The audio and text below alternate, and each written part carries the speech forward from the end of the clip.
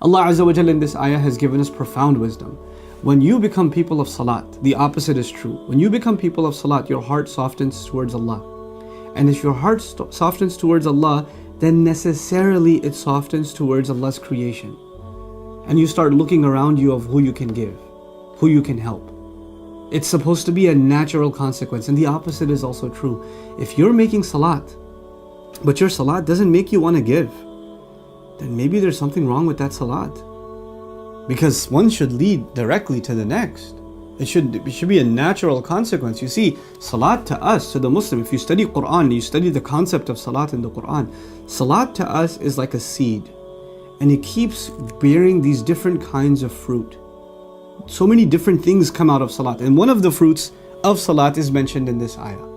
And if you're praying, but this fruit isn't manifesting, this plant isn't coming out, and this one of its manifestations being you become concerned for others. You want to give food to others.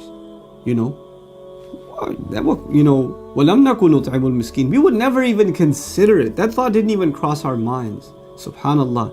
There are people who assume, unfortunately, that they're people of Allah only by doing one thing or doing another thing. Okay, I'm going to make salat, I'm going to make really, really good salat, then I'm going to recite some Quran, then I'm going to study some ilm, then I'm going to do this, and they have a list of things they're going to do.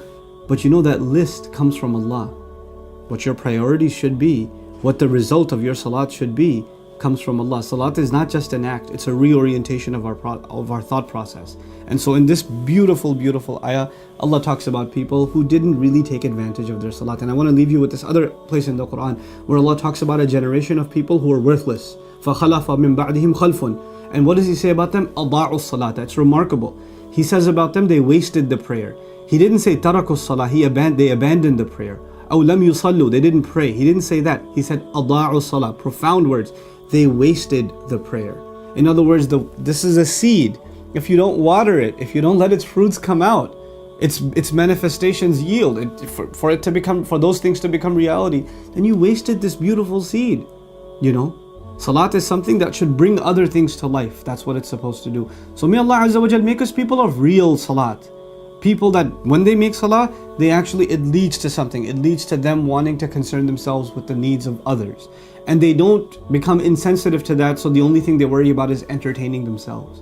وَكُنَّا نَخُوضُ مَعَ الْخَائِضِينَ حَتَّى أَتَانَا الْيَقِينَ. Until and we stayed this way until وَكُنَّا نُكَذِّبُ بِيَوْمِ الدِّينِ حَتَّى أَتَانَا الْيَقِينَ. We lived a carefree life. We didn't even think about Judgment Day until the final conviction came to us, which is death itself.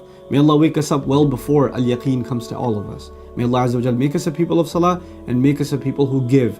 And wallahi, when we give, maybe our deeds weren't enough, but the du'as of those that we gave to, maybe their du'as are going to be the ones that save us on Judgment Day.